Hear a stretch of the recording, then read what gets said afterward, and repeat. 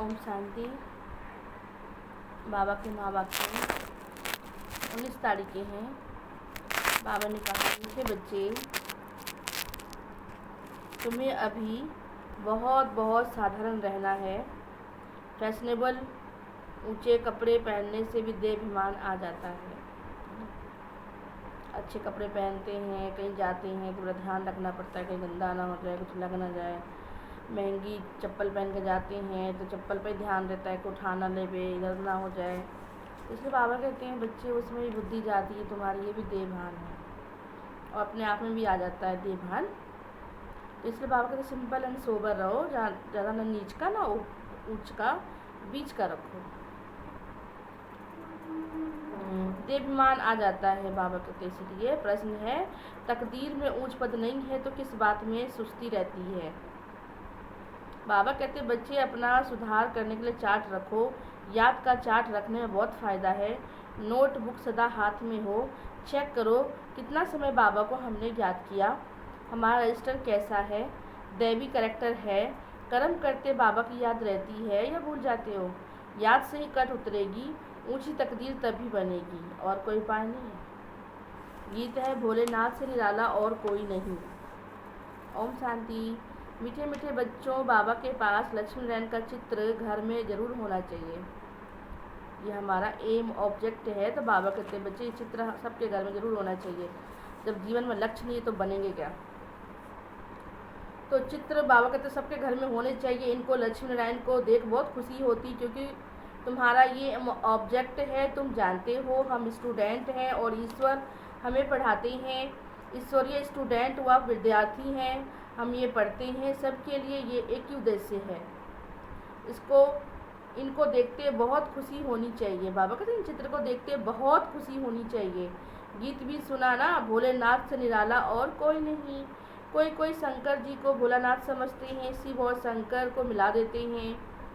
अभी तुम जानते हो ना दोनों में क्या अंतर है। ये तो आप लोगों ने समझा ही होगा और दूसरों को समझाते भी होंगे। अभी तुम जानते हो ऊंच से ऊंच भगवान और शंकर देवता दोनों का एक कैसे हो सकते हैं। ये गीत भी सुनाना, भक्तों की रक्षा करने वाले जरूर भक्तों पर जब आपदाएं आती है। 5 विकारों की आपदाएं सबके ऊपर है। भगत भी सब है, ज्ञानी किसको नहीं कहा जाता। ज्ञान और भक्ति बिल्कुल अलग चीज़ है। भक्ति में हम क्या करते, पूजा पाठ करते, मांगते हैं अल्पकाल के लिए। ज्ञान में होती समझ माना परमात्मा का बच्चा बनकर उनसे पूरा अधिकारी बनते हैं, पूरा वर्षा प्रॉपर्टी भगवान से ले लेते हैं। तो जैसे शिव और शंकर अलग है, जब ज्ञान मिलता है तो भक्ति नहीं रहती है। तुम सुखधाम के मालिक बनते हो, आधा कल्प के लिए सदगति मिल जाती है। एक ही इशारे से तुम आधा कल्प का वर्षा पा लेते हो। देखते हो भक्ति के ऊपर कितनी तकलीफ भी होती है, कितना पैदल करते हैं, कोई भूख में रहते हैं, कोई पानी में बैठ जाते हैं, कोई धूप में जाकर बैठ जाते हैं, कोई एक टांग पे खड़े हो जाते हैं, बहुत हट क्रियाएँ करते हैं। तो बाबा ने कहा, सब भक्तों को भीड़ होती है अर्थात दुख होता है, तब बाबा आते हैं और समझाते हैं। ड्रामा अनुसार जो पास्ट हो गया सो रिपीट होना है। फिर भक्ति भी शुरू होती है, वाम मार्ग शुरू होता है, अर्थात पतित बनने का मार्ग, नीचे उतरने का मार्ग ना। नंबर 1 विकार है काम, जिसके लिए कहा जाता है काम जीत जगत जीत। वो कोई जीत थोड़ी पाते हैं। रावण राज में विकार बिगड़ तो कोई, बाबा कहते हैं, आते ही नहीं, पैदा भी नहीं होते हैं। सतयुग में रावण राज्य होता ही नहीं। वहाँ अगर रावण होता तो बाकी भगवान ने राम राज्य स्थापना करके किया ही क्या। जो उसमें भी पतित बन रहे हैं, वहाँ भी उपद्रवी लोग होते हैं, तो फिर फ़ायदा क्या स्वर्ग में जाने का। बाबा कितना होना रहता है, हमारे बच्चे सुखी रहें, धन इकट्ठा करके बच्चों को दे देते हैं। माँ बाप पूरा ज़िंदगी कमाते हैं, अपने बच्चों को सब कुछ दे देते ताकि वो सुखी रहें। जब लौकिक माँ बाप इतना कर सकते तो पारलौकिक माँ बाप क्या नहीं कर सकते अपने बच्चों के लिए। कहते हैं ना, मैं पतित दुनिया पतित शरीर में तुम्हारे खातिर आता हूँ। परंतु यहाँ तो ऐसा नहीं हो सकता ना, ये दुख की दुनिया है, ये बेहद का। बाबा कहते हैं, तुम वहाँ जन्म जन्मांतर सुख भोगते आए हो, अथाह धन मिल जाता है। 21 जन्म वहाँ कोई दुख नहीं होता है, दिवाला कोई नहीं मारेंगे। ये बातें बुद्धि में धारण कर, आंतरिक बड़ी खुशी रहनी चाहिए। तुम्हारा ज्ञान और योग सब गुप्त है। ज्ञान तो फिर भी कई बार हम समझाते किसी को, या कोई अच्छा ज्ञान किसी को दे रहा होता है तो हम कहते हैं ये बहुत अच्छा ज्ञानी है, इसमें बहुत अच्छा ज्ञान है, एक्सप्लेन बहुत अच्छा करते हैं, सुनाते बहुत अच्छा है। तो योग जो है वो गुप्त है, वो नहीं पता लगता है कि जब योग में रहते हो तो आपका बुद्धि परमात्मा में कितना समय लगा और कितना समय नहीं लगा, ये तो हिसाब आपको ही पता होगा। या जो करता है, हम करते तो हमें पता है, आप करते तो आपको पता है। तो बाबा ने कहा, बाबा कहते तुम जन्म जन्मांतर सुख भोगते आए हो, अथाह धन मिल जाता है, 21 जन्म वहाँ कोई दुख नहीं होता, दिवाला भी नहीं मारती, यानी किसी को घाटा भी नहीं होता। ये बातें बुद्धि में धारण कर आंतरिक बड़ी खुशी बच्चों को होनी चाहिए। तुम्हारा ज्ञान योग सारा गुप्त है, स्थूल हथियार आदि की कोई जरूरत नहीं। बाबा समझाते ज्ञान तलवार, उन्होंने फिर स्थूल तलवार दे दिया है किसको? देवी देवताओं को, देवियों को। बाबा कहते ये शक्ति की निशानी है, बाकी ये ऐसे किसी के संहार नहीं करती हैं, तो विकारों का संहार करती हैं। तो ये बात तुम समझते हो। अभी शास्त्र आदि जो पढ़ते हैं वो लोग कभी नहीं कहते ये ज्ञान तलवार की बात है, ये ज्ञान की खड़क है, बेहद बाप बैठ समझाते हैं। वो समझते भक्ति सेना शक्ति सेना ने जीत पाई, जरूर कोई हथियार होंगे। बाबा आकर सब बातें बताते हैं कि कहाँ तुम भूल करते हो। तुम्हारी बात बहुत ढेर सारे मनुष्य सुनेंगे, विद्वान आदि भी एक दिन आएंगे, बड़े बड़े पंडित विद्वान भी बाबा का ज्ञान सुनने पक्का आएंगे। बेहद का बाप है ना, बाबा के पास तो सबको आना ही पड़ेगा। तुम बच्चों को श्रीमत मिलती है कल्याण करने के लिए, तब तो देवाभिमान टूटेगा, इसलिए साहूकार लोग आते नहीं। बाबा कहते देह अहंकार छोड़ो, अच्छे कपड़े आदि का नशा रहता है, तुम अभी बनवा में हो ना, सिंपल एंड सोबर रहो। अभी तुम जाते हो ससुर घर, वहाँ तुम बहुत जेवर पहने, यानी सतयुग में कितने जेवर होते। देवी देवता को चित्र उठा कर देखिए, कितने सुंदर और कितने जेवर से पहने होते हैं, और बिल्कुल हल्के होते हैं। यहाँ की तरह भारी नहीं कि कान कट जाए या गला में दर्द हो जाए उतार के फेंक दो, ऐसा नहीं। वहाँ देखो कितनी मालाएं पड़ी, तो फूलों से बाबा कहते हैं हल्का होता है जेवर। बाबा कहते हैं बिल्कुल साधारण रहना है, जैसे कर्म मैं करता हूँ बच्चों को भी साधारण रहना है, नहीं तो देह भान आ जाता है, वो सब नुकसान कर देते हैं। तुम जानते हो हम ससुर घर जाते हैं ना, सतयुग जाते हैं, वहाँ जेवर मिलेंगे, वहाँ तुमको जेवर आदि। यहाँ तो जेवर के भाई पहन लो तो भी डर, नहीं पहनो तो लोग कहेंगे तुम्हारे पास है नहीं। अगर पहन लिया तो कई बार देवभान भी आ जाता है, दूसरा चोरी का भी डर रहता है, तो यहाँ सेफ नहीं है ना। रास्ते में डाकू लूट लेते, दिन प्रतिदिन हंगामा आदि ज़्यादा बढ़ता जाता है। इसलिए बाबा कहते हैं अपने को आत्मा समझो, मुझे याद करो। देवाभिमान में आने से बाप को भूल जाते हो, यही तो तुम्हारी मेहनत है। फिर भक्ति मार्ग में भक्ति मार्ग में ये मेहनत नहीं मिलती है। भाई वहाँ तो पूजा पाठ किया, अंदर श्रद्धा भी होती है ना, समझ तो होता नहीं है। जो आया वो करते हैं, जिसने जो कह दिया हम वो मान लेते हैं और करते भी हैं, ठीक है। अगर आप विश्वास करते तो भगवान के तो भावना का भारा मैं दे देता हूँ बच्चों को। अभी तुम संगम पे हो, तुम जानते हो बाबा आते पुरुषोत्तम संगम पर लड़ाई भी जरूर होगी। एटॉमिक्स बम्स आदि खूब बनाते रहते, कितना भी माथा मारो बंद कहाँ हो रही है। ये भी ड्रामा है, समझाने से भी समझेंगे नहीं। मौत देखो कैसे कभी भी हो सकती है, कैसे भी हो सकती है, कोई पता नहीं है। समझते नहीं, समझते भी हैं तो बंद नहीं करते हैं ना, पता भी है इससे हमारा नुकसान होगा बॉम्ब से, लेकिन फिर भी वो कर रहे हैं। ये भी ड्रामा में नूंद है। यादवों कौरवों की दिखाते ना, यादव कौरव पांडव, यादव कौरव तो चले गए, लेकिन बचा कौन? सिर्फ और सिर्फ पांडव। यादव है यूरोपवासी, यानी बाहर का देश जो बॉम्ब बना के बैठे हुए हैं। साइंस घमंड, जिसको विनाश होता है फिर जीत होती है। साइलेंस घमंड है, तुम शांति से सतयुग की स्थापना करते हो, तुमको शांति घमंड में रहना, शांत स्वरूप रहना सिखाया जाता है। बाबा को याद करो, डेड साइलेंस हो जाओ। हम आत्मा शरीर छोड़कर फिर नया शरीर धारण करती है ना। तो बाबा ने कहा पवित्र बनो, पवित्र बने बगैर कैसे घर जाएंगे, सजा खानी पड़ेगी। आत्मा उस समय साक्षात्कार करती है कि मैंने क्या क्या पाप किया, अब खाओ इसकी सज़ा। उस समय फील होता है जैसे जन्म जन्मांतर की सज़ा मिलती है।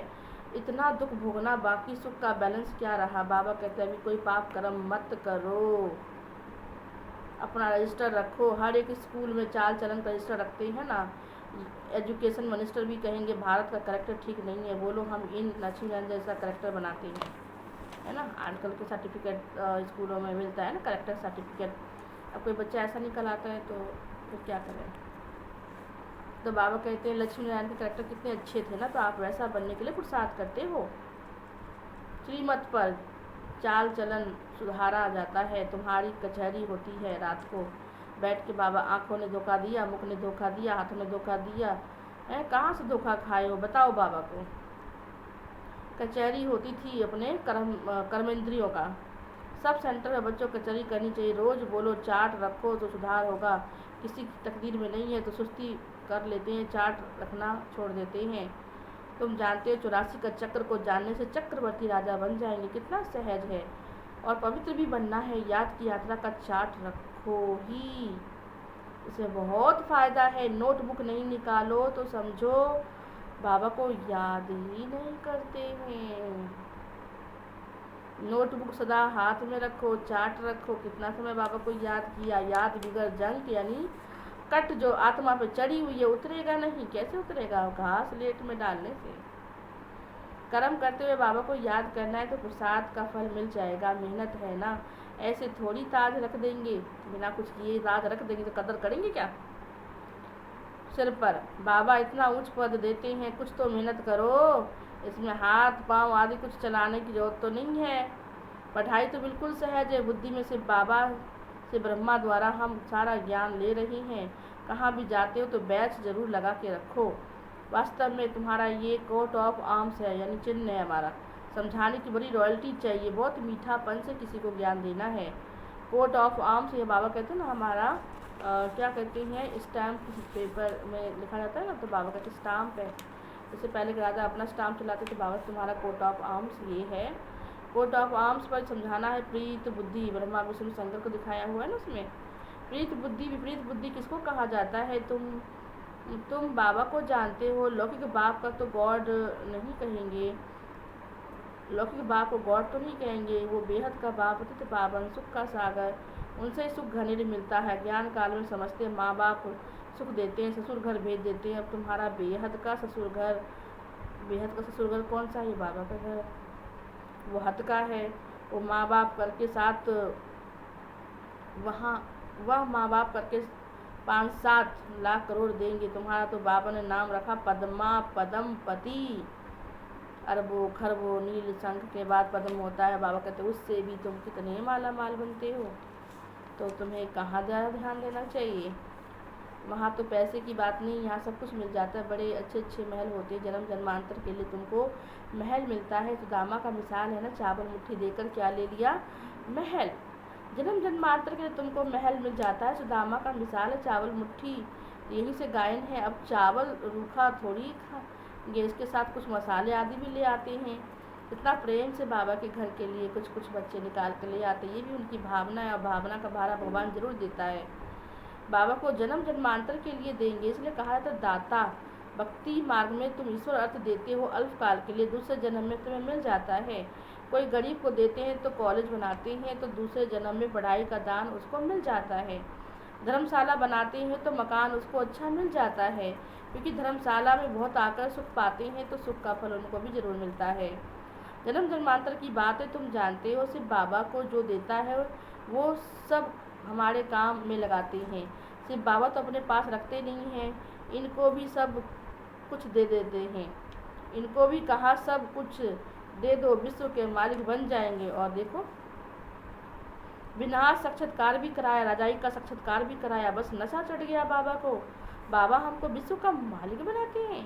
भक्ति मार्ग में अर्जुन को साक्षात्कार कराया, मुझे याद करो तो तुम यह बनेंगे मनुष्य देवता। विनाश और स्थापना का साक्षात्कार कराया बाबा ने इनको शुरू में ही खुशी का पारा चढ़ गया था। ड्रामा में ये पाठ था। भागीरथ को कोई जानते थोड़ी थे, तो उनकी द्वारा तो ज्ञान गंगा बाबा ने बहाया। तुम बच्चों को एम ऑब्जेक्ट बुद्धि में रखनी चाहिए। हम ये बनते हैं, जितना पुरुषार्थ करेंगे उतना उच्च पद पाएंगे। गाया भी जाता फॉलो फादर। इस समय की बात है। बेहद का बाबा कहते हैं मैं जो राय देता हूँ उसको फॉलो करो। इससे क्या किया सो बताते हैं, इसने क्या किया सो भी बताते हैं। और उनको सौदागर कहते हैं। सच्चा सौदा करते पुराना दे के नया ले लेते हैं। जादूगर मना, जादू से आप मनुष्य देवता बन जाते हो। तो परमात्मा के लिए ये शब्द गाए हुए हैं। बाबा ने अचानक सब कुछ देखो छोड़ दिया। बाबा के तन में से बाबा आया, बाबा ने सब कुछ उनको एकदम साक्षात्कार हुआ और सोचे कि ये सब तो पत्थर है, तो सच्चा हीरा क्यों नहीं कमाया जाए। तो पहले रत्नों की जोड़ी था, अब अविनाशी ज्ञान रत्नों का जोड़ी बना हेल को हेवन बनाना कितना बड़ा जादू है।